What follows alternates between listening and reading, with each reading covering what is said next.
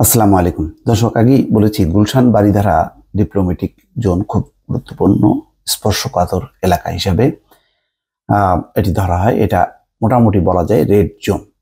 সেইভাবেই পুরো এলাকার নিরাপত্তা ব্যবস্থা সেখানে ঢেলে সাজানো হয়ে থাকে বা হয়েছে।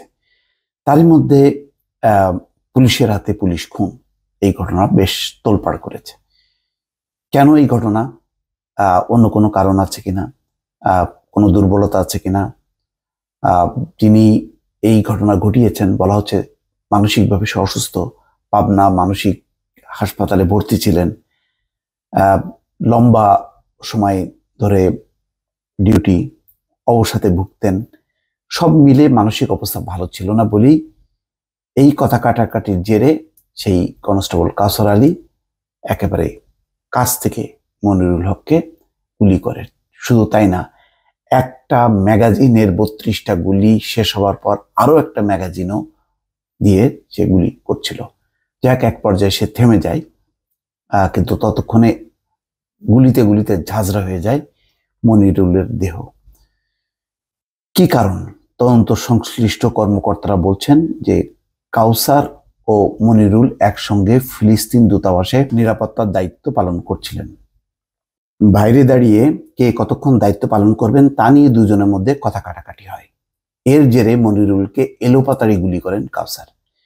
শনিবার দিবাগত রাতে ফিলিস্তিন দূতাবাসের নিরাপত্তা কর্মীদের কক্ষের বাইরে এই গুলির ঘটনা ঘটে।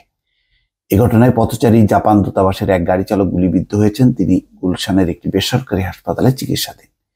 নিহত মনিরুলের ভাই পুলিশ কনস্টেবল মাহবুবুল হক বাদী হয়ে আজ গুলশান থানায় হত্যা মামলা দায়ের করেন। এই মামলায় আসামি কাউসারকে গ্রেপ্তার দেখানো হয়েছে। নিহত মনিরুলের বাড়ি নেত্রকোনার আটপাড়া উপজেলায়, আর কুষ্টিয়ার দৌলতপুর উপজেলায় আসামি কাউসারের বাড়ি।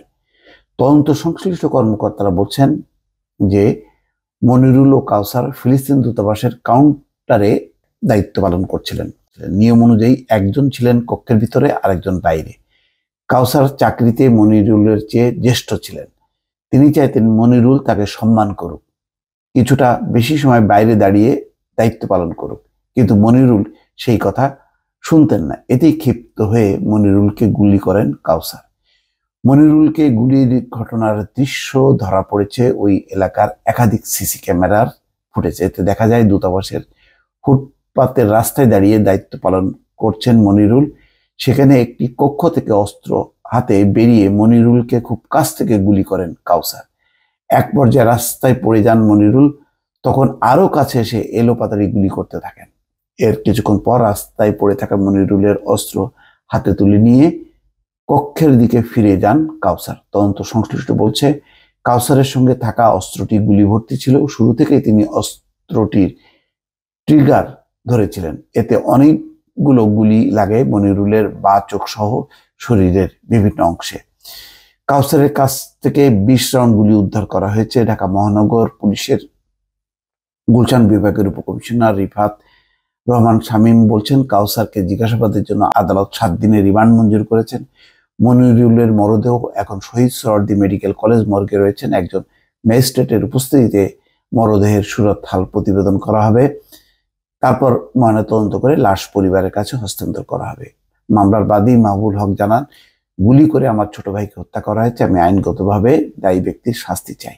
যাই হোক, শাস্তি যাই হোক না, মনিরুল একজন কনস্টেবল, তারও পরিবার আছে, সংসার আছে, হারিয়ে গেল। কাউসার, তার স্ত্রী দেখলাম গণমাধ্যমে সাক্ষাৎ দিয়েছে, সেও মানে অবাক, তবে বলেছে যে সে মানসিকভাবে একটু বিকারগ্রস্ত ছিল।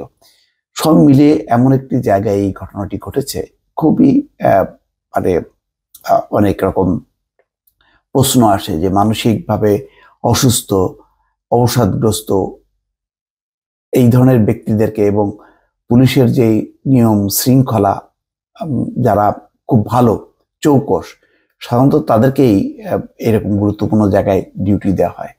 সেরকম কাউসারের মতন একজন যে পাবনার মানসিক হাসপাতালে ভর্তি ছিল, তার মানসিক অবস্থা কি, তার আচরণ কেমন, এগুলো অনুসন্ধান করা প্রয়োজন ছিল। এবং সেটা না করাতে এরকম একটা ঘটনা ঘটাতে কিন্তু যে ঘটনা ঘটে গেছে তাতে কূটনীতিক পাড়ায় নিঃসন্দেহে কূটনীতিকদের মধ্যে একটা চাপা আতঙ্ক বিরাজ করছে। দর্শক ভালো থাকবেন, আল্লাহ হাফেজ।